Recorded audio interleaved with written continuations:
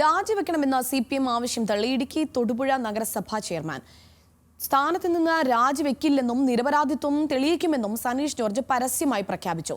CPM Saneesh ജോർജിന് സംരക്ഷണം ഒരുക്കുകയാണെന്ന ആരോപണവുമായി കോൺഗ്രസും രംഗത്തെത്തി. കൈക്കൂലി കേസിൽ പ്രതി ചേർക്കപ്പെട്ട തൊടുപുഴ നഗരസഭാ ചെയർമാൻ ദിവസങ്ങൾക്കു ശേഷം ഇന്ന് മാധ്യമങ്ങൾക്ക് മുമ്പിൽ പൊങ്ങി. രാജിവെച്ച് അന്വേഷണം നേരിടണമെന്ന CPM നിർദ്ദേശം സനീഷ് ജോർജ് തള്ളുകയാണ്. പാർട്ടിയെ സംബന്ധിച്ചിടത്തോളം ഈ ഒരു സാഹചര്യത്തിൽ രാജിവെക്കാൻ മാത്രമേ പറയാൻ സാധിക്കുകയുള്ളൂ. കാരണം ഒരു 10 ദിവസത്തോളമായി തൊടുപുഴ നഗരസഭയുടെ ഫ്രണ്ട് പ്രതിഷേധം നടക്കുകയാണ്.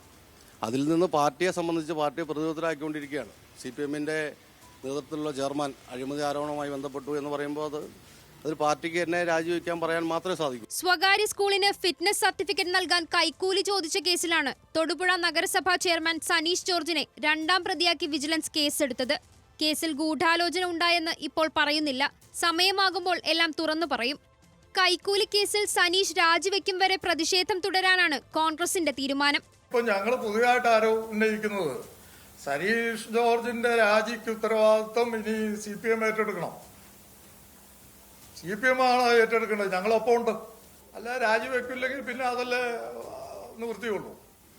അപ്പോൾ അവിശ്വാസം പോലെയുള്ള കാര്യങ്ങൾ ആലോചിക്കും. അതിനാലോചിക്കണതിന് തെറ്റൊന്നുമില്ല. എന്നാൽ സനീഷിന്റെ തീരുമാനത്തിൽ ഇടത് കൗൺസിലർമാർക്ക് കടുത്ത അതൃപ്തിയുണ്ട്. സനീഷ് ജോർജിന്റെ നിലപാടിൽ CPM തുടർന്ന് എന്ത് നടപടി സ്വീകരിക്കുമെന്നത് ശ്രദ്ധേയമാകും. ന്യൂസ് മലയാളം, ഇടുക്കി.